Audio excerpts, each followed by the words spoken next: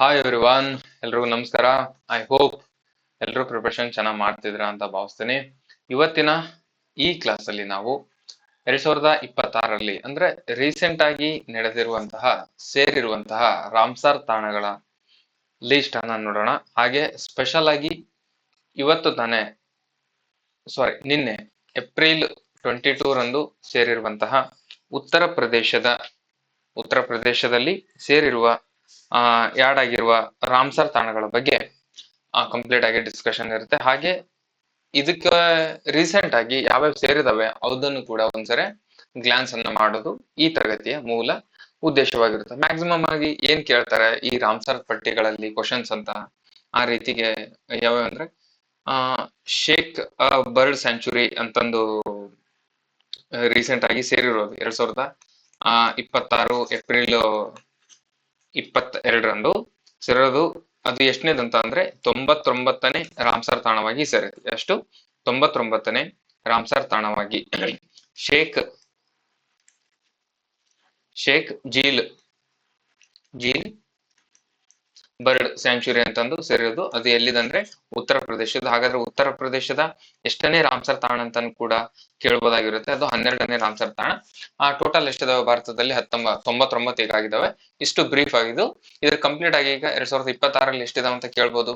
Ramsar ತಾಣಗಳು ಅದರದ ಮೂಲ ಉದ್ದೇಶ ಏನ್ ಕೇಳ್ಬೋದು. ಹಾಗಾಗಿ ಕಂಪ್ಲೀಟ್ ಡಿಸ್ಕಷನ್ ಅನ್ನ ರಾಮ್ಸರ್ ತಾಣ ಅಂದ್ರೆ ಏನು, ಇದರದ್ದು ಬ್ಯಾಕ್ ಗ್ರೌಂಡ್ ಏನು, ಎಲ್ಲಿಂದ ಸ್ಟಾರ್ಟ್ ಆಯ್ತು, ನಮ್ಮ ಭಾರತ ಯಾವಾಗಿಂದ ಇನ್ಕ್ಲೂಡ್ ಆಯ್ತು, ಯಾವ ದೇಶದಿಂದ ಸ್ಟಾರ್ಟ್ ಆಯ್ತು, ಅದನ್ನೆಲ್ಲದನ್ನು ಕೂಡ A to Z ಆಗಿ ಡಿಸ್ಕಷನ್ ಮಾಡೋಣ. ಹಾಗೆ ಇದ್ರ ಮೇಲೆ ಕ್ವಶನ್ಸ್ ಯಾವ ರೀತಿ ಬರ್ತಾವಂದ್ರೆ ರೀಸೆಂಟ್ ಆಗಿ ಯಾಡ್ ಆಗಿರ್ತಾವಲ್ವಾ ಅದ್ರ ಮೇಲೆ ಕ್ವಶನ್ಸ್ ಬರುತ್ತೆ.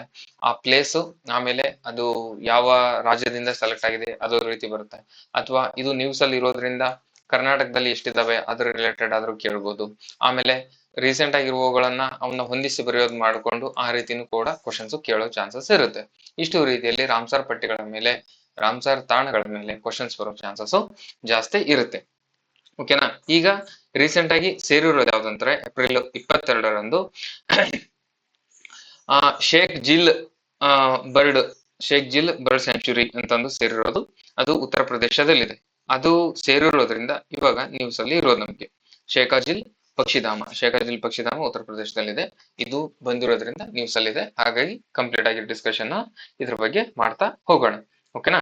ಹಾಗೆ ಮುಂದುವರಿದ ಭಾಗವಾಗಿ ಯಾರಾದ್ರೂ ಪ್ರೀವಿಯಸ್ ಇಯರ್ ಕ್ವಶನ್ ಪೇಪರ್ ಅನ್ನು ಸಪರೇಟ್ ಆಗಿ ಕರ್ನಾಟಕದಲ್ಲಿನೇ ಮೊದಲು ಅಂದ್ಕೊಂಡ್ಬಿಡ್ರಿ ನೀವು. ಓಕೆನಾ? ಬರೀ ಕ್ವಶನ್ ಪೇಪರ್ ಅನ್ನ ಮಾತ್ರ ಬ್ಯಾಚ್ ಮಾಡ್ತಿರೋದು ಅಂದ್ರೆ ನಾವೇನೆ ಕರ್ನಾಟಕದಲ್ಲಿನೇ ಫಸ್ಟ್ ನಾವು. ಯಾಕಂತ ಅಂದ್ರೆ ಯಾರು ಕೂಡ ಬರೀ ಪ್ರೀವಿಯಸ್ ಇಯರ್ ಕ್ವಶನ್ ಪೇಪರ್ ಅನ್ನು ತಗೊಂಡು ಡಿಸ್ಕಷನ್ ಮಾಡ್ತಿಲ್ಲ. ಅವರು syllabus complete chapter wise syllabus ಮುಗಿಸ್ಕೊಂಡು ಆಮೇಲೆ 1ರಿಂದ 5 ಪೇಪರ್ ಕ್ವಶನ್ ಪೇಪರ್ ಡಿಸ್ಕಷನ್ ಮಾಡ್ತಿರ್ಬೋದು. ಆ ರೀತಿ ಮಾಡ್ತಿದ್ದಾರೆ. ಅಥವಾ ಚಾಪ್ಟರ್ ವೈಸ್ ಕ್ಲಾಸ್ ಮಾಡ್ತಿರುವಾಗನೇ ಆ ಟಾಪಿಕ್ ಬಂದಾಗ ಈ ಕ್ವಶನ್ ಬಂದಿರುತ್ತೆ ಅಂತ ಈ ರೀತಿ ಕೂಡ ಹೇಳ್ತಿದ್ದಾರೆ. ಮ್ಯಾಕ್ಸಿಮಮ್ ಕೋಚಿಂಗ್ ಸೆಂಟರ್ ಆದ್ರೂ ಆನ್ಲೈನ್ ಕ್ಲಾಸಸ್ ಅಲ್ಲ ಆದ್ರೂ ಕೂಡ ಈ ರೀತಿ ಹೇಳ್ತಿರ್ತಾರೆ. ಬಟ್ ನಮ್ದು ವಿಶೇಷತೆ ಏನಂತಂದ್ರೆ ಓನ್ಲಿ ಪ್ರೀವಿಯಸ್ ಇಯರ್ ಕ್ವಶನ್ಸ್ ಮಾತ್ರ ಆಡ್ ಮಾಡ್ತೀವಿ ಇದರಲ್ಲಿ. ಪ್ರೀವಿಯಸ್ ಇಯರ್ ಕ್ವಶನ್ಸ್ ಈಗ ಒಂದ್ ಕ್ವಶನ್ ಪೇಪರ್ ಈಗ VA ಪೇಪರ್ ಅಲ್ಲಿ ಬಂದಿರುವಂತಹ ಪೊಲಿಟಿ ಕ್ವಶನ್ಸ್ ಅನ್ನೆಲ್ಲ ಸಪರೇಟ್ ಮಾಡ್ಕೊಂಡಿರ್ತೀವಿ. ಅವು 20 ಕ್ವಶನ್ ಬಂದ್ವಾ ಅದು ಸಪರೇಟ್ ಇರುತ್ತೆ. ಆಮೇಲೆ ಅದರಲ್ಲಿ ಜಿಯೋಗ್ರಫಿ 20 ಕ್ವಶನ್ ಬಂದ್ವಾ ಅದು ಸಪರೇಟ್ ಇರುತ್ತೆ. ಈ ರೀತಿ ಮಾಡ್ಕೊಂಡು ಎಷ್ಟು ಪೇಪರ್ ಮಾಡಿದೀವಿ ಅಂತಂದ್ರೆ ಟೋಟಲ್ ಆಗಿ 17 ಕ್ವಶನ್ ಪೇಪರ್ ಅನ್ನ ಡಿಸ್ಕಸ್ ಮಾಡಿರುತ್ತೆ. ಅದರಲ್ಲಿ ಪೊಲಿಟಿಯಲ್ಲಿ 17 ಕ್ವಶನ್ ಪೇಪರ್ ಅಲ್ಲಿ ಎಷ್ಟು ಕ್ವಶನ್ಸ್ ಪೊಲಿಟಿಯಲ್ಲಿ ಬಂದಿರ್ತವೆ ಅವನ್ನೆಲ್ಲನು ಸಪರೇಟ್ VA ದಲ್ಲಿ 20 ಕ್ವಶನ್ಸ್, ಆಮೇಲೆ CTI ದಲ್ಲಿ ಅದ್ರಲ್ಲಿ ಒಂದು 20 ಕ್ವಶನ್ಸ್. ಈ ರೀತಿ ಈಗ ಅದೇ ರೀತಿ ಜಿಯೋಗ್ರಫಿನೂ ಕೂಡ ಅದೇ ರೀತಿ ಡಿಸ್ಕಷನ್ ಮಾಡಿರುತ್ತೆ. ಈಗ ಆಲ್ರೆಡಿ ಜಿಯೋಗ್ರಫಿಲಿ 15 ಕ್ಲಾಸಸ್ ಆಲ್ರೆಡಿ ಕಂಪ್ಲೀಟ್ ಆಗಿದಾವೆ. 15 classes means 15 question paper complete ಆಗಿದೆ. ಈ ರಿಮೈನಿಂಗ್ ಇನ್ನೆರಡು PSI 402 ಹಾಗೆ 545 ಇವೆರಡು ಕ್ವಶನ್ ಪೇಪರ್ ಕಂಪ್ಲೀಟ್ ಆದ್ರೆ ಜಿಯೋಗ್ರಫಿ ಬ್ಯಾಚ್ ಕೂಡ ನಿಮಗೆ ಕಂಪ್ಲೀಟ್ ಆಗಿ ಸಿಗುತ್ತೆ. ಈಗ ಆಲ್ರೆಡಿ ಪೊಲಿಟಿ ಎಲ್ಲಾ ಕ್ಲಾಸಸ್ ಕೂಡ ಅಪ್ಲೋಡ್ ಆಗಿದಾವೆ. ಹಾಗಾದ್ರೆ ಈ ಕ್ಲಾಸಸ್ ಅಲ್ಲಿ ನಾವು ಯಾವ್ಯಾವನ ಇನ್ಕ್ಲೂಡ್ ಮಾಡಿದೀವಿ, ಯಾವ್ಯಾವ ಕ್ವಶನ್ ಪೇಪರ್ ಇನ್ಕ್ಲೂಡ್ ಮಾಡಿದೀವಿ ಅಂತ ಕೂಡ ನಾನು ಹೇಳ್ತೀನಿ. ಯಾಕಂತ ಅಂದ್ರೆ ನಿಮ್ ಪ್ರಿಪರೇಷನ್ ಯಾವಾಗ್ಲೂ ಕ್ವಶನ್ ಪೇಪರ್ ಥ್ರೂನೇ ಇರ್ಬೇಕಂತ ನಾನು ಯಾವಾಗ್ಲೂ ಹೇಳ್ತೀನಿ. ಈಗ ಇದ್ರಲ್ಲಿ ಯಾವ್ಯಾವ್ದಿದೆ? VAO ಇದು ಇದೆ. ಆಮೇಲೆ BMTC ಇದರಲ್ಲಿ HK ನಾಲೆಡ್ಜ್ ಎರಡಿದಾವೆ. ಆಮೇಲೆ ರೀಸೆಂಟ್ ಆಗಿ ಕರೆದಿರುವಂತಹ 708 ಅಲ್ಲಿ SDA 2 ಆಮೇಲೆ FDA 2 ಇದಾವೆ. ಹಂಗಂದ್ರೆ ಇದು ಒಟ್ಟು total 4 paper. FD HK ನಾಲೆಡ್ಜ್ಗೆ SDA ನಾನ್ HK ನಾನ್ HK ಹಾಗಾಗಿ ಟೋಟಲ್ 4 ಪೇಪರ್ ಇದರಲ್ಲಿ. ಆಮೇಲೆ KPSC ಅಲ್ಲಿ RTO ಕ್ವಶನ್ ಪೇಪರ್ ಸಾಲ್ವ್ ಮಾಡಿದ್ವಿ. CTI ಇದರಲ್ಲಿ 2 ಇದಾವೆ, HK ನಾನ್ HK 2 ಇದಾವೆ. ಆಮೇಲೆ PDO HK ನಾನ್ HK 2 ಸಾಲ್ವ್ ಮಾಡಿದ್ವಿ. ಆಮೇಲೆ ಇಂಡಸ್ಟ್ರಿಯಲ್ ಎಕ್ಸ್ಟೆನ್ಷನ್ ಆಫೀಸರ್ ಅದರಲ್ಲಿ ಕೂಡ HK ನಾನ್ HK 2 ಸಾಲ್ವ್ ಮಾಡಿದ್ವಿ. ಆಮೇಲೆ PSI 402 ಮತ್ತು 545 ಅದು ಕೂಡ 2 ಪೇಪರ್ ಸಾಲ್ವ್ ಮಾಡಿದ್ವಿ. ರೀಸೆಂಟ್ ಆಗಿ 2026 ನಡೆದಿರುವಂತಹ ಗ್ರೂಪ್ ಬಿ ನಡೀತಲ್ವಾ, KE ಮೊನ್ನೆ ನಡೀತು, ಅದನ್ನು ಕೂಡ ಕ್ವಶನ್ ಪೇಪರ್ ಅನ್ನ ಸಾಲ್ವ್ ಮಾಡಿದ್ವಿ. ಓಕೆನಾ, ಇಷ್ಟು ಪೇಪರ್ ಅನ್ನ ಇದರಲ್ಲಿ ಸಾಲ್ವ್ ಮಾಡಿರುತ್ತೆ. PDO, CTI, HK ನಾನ್ HK, ಓಕೆನಾ, ಇಷ್ಟು ಟೋಟಲ್ ಆಗಿ ನಿಮಗೆ 17 ಕ್ವಶನ್ ಪೇಪರ್ ಅನ್ನ ಪೊಲಿಟಿಯಲ್ಲಿ ಸಾಲ್ವ್ ಮಾಡಿದೆ. ಅದರಲ್ಲಿರುವಂತಹ ಪೊಲಿಟಿ ಕ್ವಶನ್ಸ್ ಅನ್ನ ಸ್ಕಿಪ್ ಮಾಡ್ಕೊಂಡು ಸಾಲ್ವ್ ಮಾಡಿದೆ. ಅದೇ ರೀತಿ 17 ಕ್ವಶನ್ ಪೇಪರ್ ಅನ್ನ ಜಿಯೋಗ್ರಫಿಲಿ ಕೂಡ ಸಾಲ್ವ್ ಮಾಡಿದೆ. ನಿಮ್ಗೆ ಯಾರಿಗಾದ್ರೂ ಈ ಬ್ಯಾಚಸ್ಗೆ ಸೇರೋಕೆ ಇಂಟ್ರೆಸ್ಟ್ ಇದ್ರೆ ಡಿಸ್ಕ್ರಿಪ್ಷನ್ ಅಲ್ಲಿ ಯಾಪ್ ಲಿಂಕ್ ಇರುತ್ತೆ, ಹಿರೇಮಠ್ ಕ್ಲಾಸಸ್ ಅಂತ ಯಾಪ್ ಲಿಂಕ್ ಇರುತ್ತೆ, ಅದ್ರ ಥ್ರೂ ನೀವು ಜಾಯ್ನ್ ಆಗಿ ಅಲ್ಲಿ ಬ್ಯಾಚ್ಗೆ ಸೇರ್ಕೋಬಹುದು. ಸಪರೇಟ್ ಇರುತ್ತೆ. ಇದು ಎರಡು ಕೂಡ 300 ಬಿಲೋ ಇದೆ, 300 ಒಳಗೆ. ಇದು ಒಂದು 280, ಇದು 250, ಈ ರೀತಿ ಏನೋ ಇದೆ. 250 ಜಿಯೋಗ್ರಫಿ ಇದಾದ್ರೆ 280 ಪೊಲಿಟ್. ಇದು ಇಷ್ಟೇ ಫೀಸ್ ಇರುತ್ತೆ. ನಿಮ್ಗೆ ಯಾರಿಗಾದ್ರೂ ಬೇಕಾದ್ರೆ ಜಾಯ್ನ್ ಆಗಿ ಕ್ಲಾಸಸ್ ಅನ್ನ ನೋಡ್ಕೊಳಕ್ ಸಾಧ್ಯ ಆಗಿರ್ಬೇಕು. ಈಗ 99ನೇ ರಾಮ್ಸರ್ ತಾಣ ಯಾವುದು? ಡೈರೆಕ್ಟ್ ಕ್ವಶನ್ ನಿಮ್ಗೆ. 99ನೇ ರಾಮ್ಸರ್ ತಾಣ ಯಾವ ರಾಜ್ಯದಲ್ಲಿದೆ? ಆ ರೀತಿ ಕೂಡ ಕೇಳ್ಬೋದು. ಅಥವಾ 99ನೇ ರಾಮ್ಸರ್ ತಾಣ ಯಾವುದು ಅಂತಂದು ಕೆಳಗೆ 4 ಆಪ್ಷನ್ ಕೊಟ್ಟು ಆ ರೀತಿನೂ ಕೂಡ ನಿಮ್ಗೆ ಕೇಳ್ಬೋದು. ಯಾವುದು? ಶೇಖಾಜಿಲ್ ಪಕ್ಷಿಧಾಮ, ಶೇಖಾ ಬರ್ಡ್ ಸ್ಯಾಂಚುರಿ ಅಂತಂದು 99ನೇ ರಾಮ್ಸರ್ ತಾಣವಾಗಿ ಭಾರತದಲ್ಲಿ ಏಪ್ರಿಲ್ 22, 2026ರಂದು ಆಯ್ಕೆಯಾಗಿದೆ. ಓಕೆನಾ, ಇದ್ರ ಮೇಲೆ ಕ್ವಶನ್ಸ್ ಬರ್ತವೆ. ಹಾಗಾದ್ರೆ ನಾವು ಬೇಸಿಕ್ ಇಂದ ನೋಡ್ಕೊಂತ ಹೋಗೋಣ. ಬ್ಯಾಕ್ ಗ್ರೌಂಡ್ ಹಿಸ್ಟ್ರಿ ಏನಿದೆ ಇದ್ರದ್ದು, ರಾಮ್ಸರ್ ತಾಣದ ಹಿಸ್ಟ್ರಿ ಏನಿದೆ, ರಾಮ್ಸರ್ ಕನ್ವೆನ್ಷನ್ ಅಂತ ಕೇಳಿರ್ತೀವಿ ನಾವು ಪ್ರತಿ ಎಕ್ಸಾಮ್ ಅಲ್ಲೂ ಕೂಡ. ರಾಮ್ಸರ್ ತಾಣ ಆಗಿರ್ಬೋದು, ಆಮೇಲೆ GI ಟ್ಯಾಗ್ ಆಗಿರ್ಬೋದು, ಇವು ಎರಡರಲ್ಲಿ ಒಂದು ಕ್ವಶನ್ಸ್ ಫಿಕ್ಸ್ ಇರುತ್ತೆ. ಓಕೆನಾ, GI ಟ್ಯಾಗ್, ರಾಮ್ಸರ್ ತಾಣ ಇವೆರಡು ಯಾವಾಗ್ಲೂ ನ್ಯೂಸ್ ಅಲ್ಲಿ ಇದ್ದೇ ತಿರ್ತವೆ. ಅವು ಎರಡರಲ್ಲಿ ಒಂದು ಕ್ವಶನ್ಸ್ ನಾವು ಪ್ರತಿ ಎಕ್ಸಾಮ್ ಅಲ್ಲೂ ಕೂಡ ಎಕ್ಸ್ಪೆಕ್ಟ್ ಮಾಡ್ಬೋದಾಗಿರುತ್ತೆ. ಹಾಗಾದ್ರೆ ರಾಮ್ಸರ್ ತಾಣ ಅಂದ್ರೇನು? ಬೇಸಿಕ್ ಆಗಿ ನಿಮಗೆ ರಾಮ್ಸರ್ ತಾಣ ಅಂದ್ರೆ ಏನಂತ ನಿಮ್ಗೆ ಗೊತ್ತಾಗ್ಬೇಕು. ಹಾಗಾದ್ರೆ ರಾಮ್ಸರ್ ತಾಣ ಇದು ರಾಮ್ಸರ್ ಸಮಾವೇಶದ ಅಡಿಯಲ್ಲಿ ಅಂತಾರಾಷ್ಟ್ರೀಯ ಪ್ರಾಮುಖ್ಯತೆ ಹೊಂದಿರುವ ಜೌಗು ಪ್ರದೇಶವಾಗಿದೆ. ಅಂದ್ರೆ ರಾಮ್ಸರ್ ತಾಣದ ಪ್ರಮುಖ ಉದ್ದೇಶವೇನೆಂದ್ರೆ ವೆಟ್ಲ್ಯಾಂಡ್ ಗಳನ್ನ ಸಂರಕ್ಷಣೆ ಮಾಡುವುದು, ಅಂದ್ರೆ ಜೌಗು ಪ್ರದೇಶಗಳನ್ನ ಸಂರಕ್ಷಣೆ ಮಾಡುವುದು ಇದರ ಪ್ರಮುಖ ಉದ್ದೇಶವಾಗಿರುತ್ತೆ. ಹಾಗಾದ್ರೆ ಈ ಒಂದು ಸಮಾವೇಶ ನಡೆಯುತ್ತೆ, ರಾಮ್ಸರ್ ಕನ್ವೆನ್ಷನ್ ಅಂತಂದು. ಯಾವಾಗ ನಡೆಯುತ್ತೆ? 1971ರಲ್ಲಿ ಇರಾನಿನ ರಾಮ್ಸರ್ ಎಂಬ ನಗರದಲ್ಲಿ. ಹಾಗಾಗಿ ಇದಕ್ಕೆ ರಾಮ್ಸರ್ ತಾಣ ಅಂತ ಬರುತ್ತೆ. ಅದು ಇರಾನ್ ಪ್ಲೇಸ್ ಅಲ್ಲಿ, ಇರಾನಿನ ದೇಶದಲ್ಲಿ ನಡೆಯುತ್ತೆ, ಇರಾನ್ ದೇಶದಲ್ಲಿ. ಹಾಗಾದ್ರೆ ಅಲ್ಲಿ ರಾಮ್ಸರ್ ಎಂಬ ಪ್ಲೇಸ್ ಅಲ್ಲಿ, ರಾಮ್ಸರ್ ಎಂಬ ನಗರದಲ್ಲಿ ಈ ಕನ್ವೆನ್ಷನ್ ನಡೆಯುತ್ತೆ, ಸಮಾವೇಶ. ಹಾಗಾದ್ರೆ ಆ ನಗರದ ಸ್ಥಾಪನೆಯಾದ ಒಂದು ಅಂತರ್ ಸರ್ಕಾರಿ ಪರಿಸರ ಒಪ್ಪಂದವಾಗಿದ್ದು, ಹಾಗಾಗಿ ಅಲ್ಲೇ ಸ್ಟಾರ್ಟ್ ಆಗಿರೋದ್ರಿಂದ ಆ ಊರಿನ ಹೆಸರೇ, ಆ ನಗರದ ಹೆಸರನ್ನೇ ಇದಕ್ಕೆ ಇಡ್ತಾರೆ, ರಾಮ್ಸರ್ ತಾಣ ಅಂತಂದು. ಓಕೆನಾ, ಮುಂದುವರೆದಾಗಿ ಈ ತಾಣವು ಜೈವಿಕ ವೈವಿಧ್ಯತೆ, ಪರಿಸರದ ಸ್ಥಿರತೆ ಮತ್ತು ಸ್ಥಳೀಯ ಸಮುದಾಯಗಳಿಗೆ ನೀಡುವ ಅಗತ್ಯತೆ ಪರಿಸರ ಸೇವೆಗಳಿಗೆ ಗುರುತಿಸಲ್ಪಟ್ಟಿದೆ. ಇದರ ಪ್ರಮುಖ ಉದ್ದೇಶ. ಓಕೆನಾ, ಪ್ರಮುಖವಾಗಿ ವೆಟ್ಲ್ಯಾಂಡ್ ಗಳನ್ನ ಸಂರಕ್ಷಣೆ ಮಾಡುವುದು ರಾಮ್ಸರ್ ತಾಣದ ಪ್ರಮುಖ ಉದ್ದೇಶವಾಗಿರುತ್ತೆ. ಹಾಗಾದ್ರೆ ಪ್ರಮುಖ ಅಂಕಿ ಸಂಖ್ಯೆಗಳನ್ನು ನೋಡಿದ್ರೆ 2026 ಏಪ್ರಿಲ್ 23ರಂದು ಕ್ಲಾಸ್ ಮಾಡ್ತಿರೋದು. ಅವಾಗ ಎಷ್ಟು ರಾಮ್ಸರ್ ತಾಣಗಳಿದಾವೆ ಅಂತಂದ್ರೆ ಭಾರತದಲ್ಲಿ 99 ರಾಮ್ಸರ್ ತಾಣಗಳಿದಾವೆ.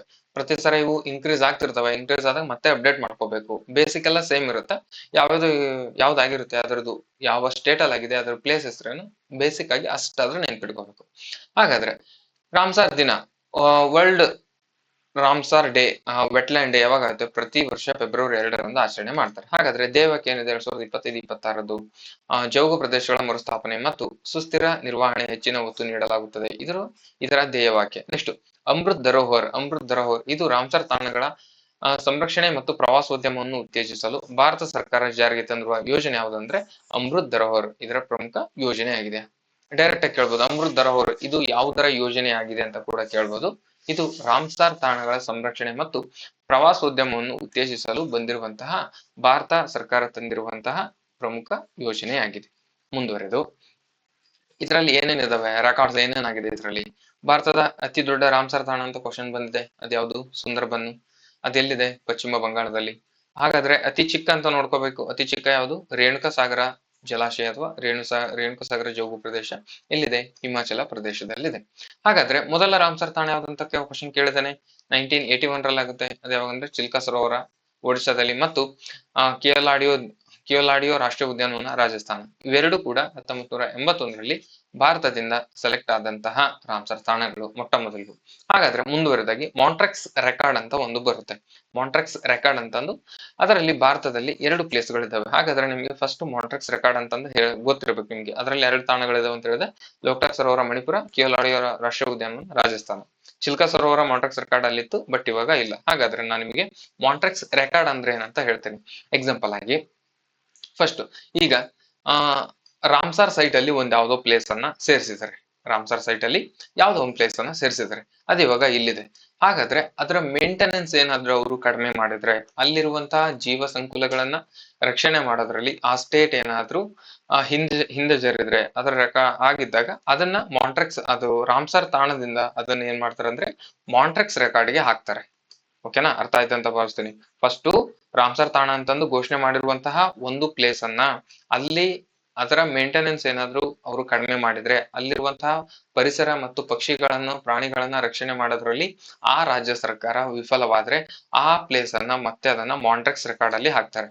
ಅಂದ್ರೆ ಈಗ ಐಸಿಯು ಹಾಕ್ದಂಗೆ, ಪೇಷಂಟ್ ಅನ್ನ ಐಸಿಯು ಹಾಕ್ದಂಗೆ ಕ್ರಿಟಿಕಲ್ ಕಂಡೀಷನ್ ಅಲ್ಲಿ ಐತೆ ಅಂತ, ಅದು ಮೇಂಟೆನೆನ್ಸ್ ಇಲ್ಲ, ಕ್ರಿಟಿಕಲ್ ಕಂಡೀಷನ್ ನಲ್ಲಿ ಇದೆ ಅಂತ ಇಲ್ಲಿಗೆ ಮಾಂಟ್ರೆಕ್ಸ್ ರೆಕಾರ್ಡ್ ಅಲ್ಲಿ ಹಾಕಿದ್ರೆ, ಅವ್ರೇನಾದ್ರು ಹಿಂಗ್ ಮಾಂಟ್ರೆಕ್ಸ್ ರೆಕಾರ್ಡ್ ಅಲ್ಲಿ ಹಾಕಿದ ತಕ್ಷಣ ಅವರು ಎತ್ತೆಚ್ಕೊಂಡು ಅದನ್ನ ಮತ್ತೆ ಸರಿಯಾದ ರೀತಿಯಾಗಿರುವಂತಹ ಮೇಂಟೆನೆನ್ಸ್ ಮಾಡಿದ್ರೆ ರಿಟರ್ನ್ ಅದನ್ನ ರಾಮ್ಸರ್ ಸೈಟ್ ಗೆ ಹಾಕ್ಬೋದು.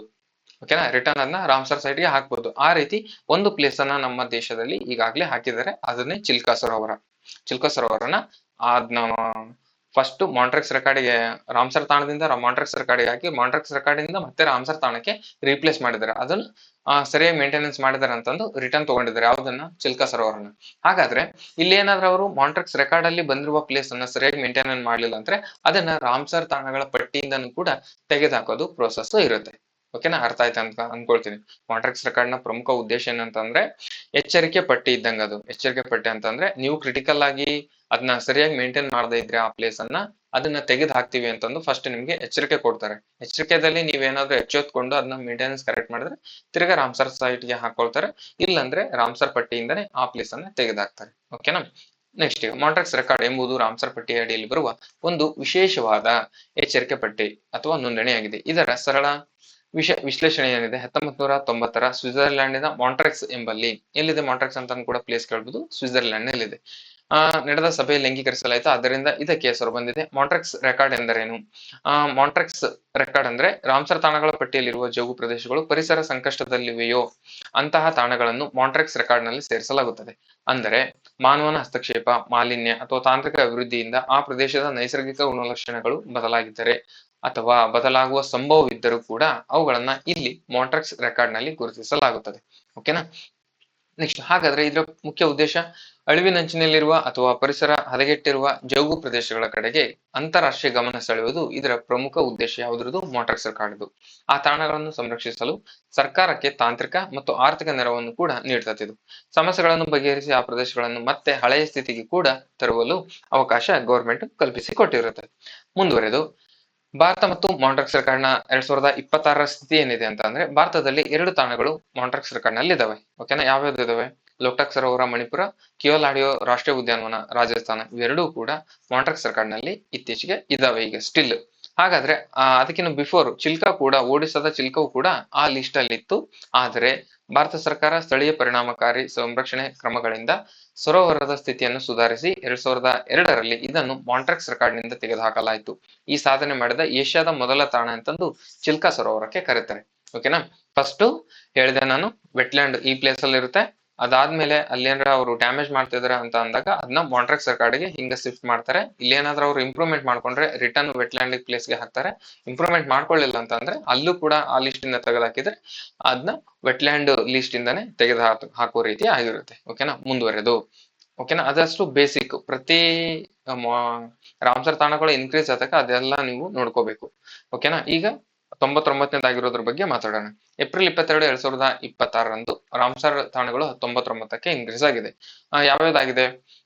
ಶೇಖ್ ಝೀಲ್ ಬರ್ಡ್ ಸ್ಯಾಂಚುರಿ ಉತ್ತರ ಪ್ರದೇಶದಲ್ಲಿ ಸೇರಿದೆ. ಅದು ಎಷ್ಟನೇದು? 99ನೇ ರಾಮ್ಸರ್ ತಾಣ ಶೇಖ್ ಝೀಲ್ ಬರ್ಡ್ ಸ್ಯಾಂಚುರಿ ಉತ್ತರ ಪ್ರದೇಶದಲ್ಲಿ. ಓಕೆನಾ. ನೆಕ್ಸ್ಟ್ ರೀಸೆಂಟ್ ಆಗಿ 2026ರಲ್ಲಿ ಈ ಟೋಟಲ್ ಆಗಿ ಭಾರತದಲ್ಲಿ 2026ರಲ್ಲಿ ಒಟ್ಟು ಎಷ್ಟು ಸೇರಿದಂಗಾಯ್ತು? 3 ರಾಮ್ಸರ್ ತಾಣಗಳು ಭಾರತದ ಲಿಸ್ಟ್ ಗೆ ಸೇರಿದಂಗಾಯ್ತು. ಯಾವ್ಯಾವುದು? ಫಸ್ಟ್ 97, 98, 99. ಹಾಗಾದ್ರೆ ಚಾರಿಧಾನ್ ಇದು ಗುಜರಾತ್ ಅಲ್ಲಿ ಸೇರಿದೆ. ಓಕೆನಾ, ಚಾರಿಧಾನ್ ಇದು ಗುಜರಾತ್ ಅಲ್ಲಿ ಸೇರಿದೆ. ಓಕೆನಾ. ನೆಕ್ಸ್ಟ್ ಅದು 97ನೇದು. 98 ಪಾಟ್ನಾ, ಪಾಟ್ನಾ ಬರ್ಡ್ ಸ್ಯಾಂಚುರಿ ಉತ್ತರ ಪ್ರದೇಶ. ಓಕೆನಾ, ಚಾರಿಧಾನ್ ಬರ್ಡ್ ಸ್ಯಾಂಚುರಿ. ಆಮೇಲೆ ಈಗ 99ನೇದು ಯಾವ್ದಂದ್ರೆ ಶೇಖ್ ಜಿಲ್, ಶೇಖ್ ಜಿಲ್ ಅಂತ ಸೇರಿರೋದು 99ನೇದು. ಈಗ ಚಾರಿಧಾನ್ ಗುಜರಾತ್ ಇದು 97, ಆಮೇಲೆ ಪಾಟ್ನಾ ಬರ್ಡ್ ಸ್ಯಾಂಚುರಿ ಇದು 98, ಆಮೇಲೆ ಶೇಖ್ ಜಿಲ್ ಸೇರಿರೋದು 99. ಟೋಟಲ್ ಆಗಿ 2026ರಲ್ಲಿ ಭಾರತದ ರಾಮ್ಸರ್ ತಾಣಗಳ ಪಟ್ಟಿಗೆ ಸೇರಿರುವಂತಹ ತಾಣಗಳು ಎಷ್ಟಂದ್ರೆ 3 ಸೇರಿದವೆ.